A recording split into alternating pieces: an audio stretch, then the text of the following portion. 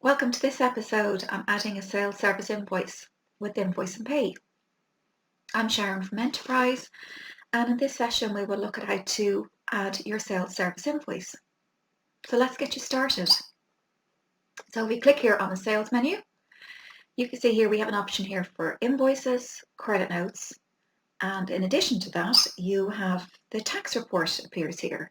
So after your invoices and credit notes have been added, you can then monitor the tax report here to see what tax report is due on your output taxes. So let's get you started on adding a sales invoice. So simply click here on New Sales Invoice. Select your customer. You can also add a new customer from here if they don't already exist. So click to select our customer.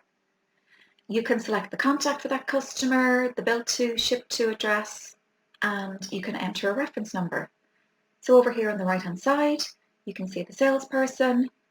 We can specify the dates. So the dates will default to today's date, and the due date will calculate based on the payment terms that you've assigned to your customer. So you can see here that it's actually added 30 days to the posting date. So now click on Add a Line to add your item details. Simply then from the drop-down list, you can select the service items or simply type in a name for your service at this point. So let's select from the service list. You can then specify your quantity. The price will automatically appear based on sales price you've allocated to your service item. You can select your tax code. Otherwise it'll default to the one defined against your business partner, if not the one defined against your service item. To add additional items, we can click here to add additional item, or simply click on OK to complete. And back on the invoice details, we can scroll down where we can enter some remarks, which can appear on the printed document. And over here on the comment, we can add a comment to appear internally on the system. So to complete our invoice, simply click on Save. And now the invoice is added. So we'll be asked if you would like to email the document to your customer, so you can say yes at this point if you wish. And now when the invoice has been added, there are some further actions you can perform.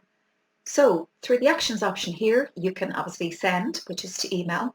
You can print or download the invoice. You can duplicate the invoice, or you can pay it.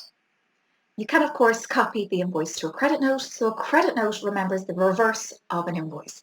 But this is your way of cancelling the invoice. You can edit or cancel the document from here. So I hope that's helped you to identify how to add your invoice details. And if you require any further help, please check out our articles on help.enterpryze.com or reach out to our support representatives here on the chat, where you'll also get a link to the Help Centre. So thank you for watching.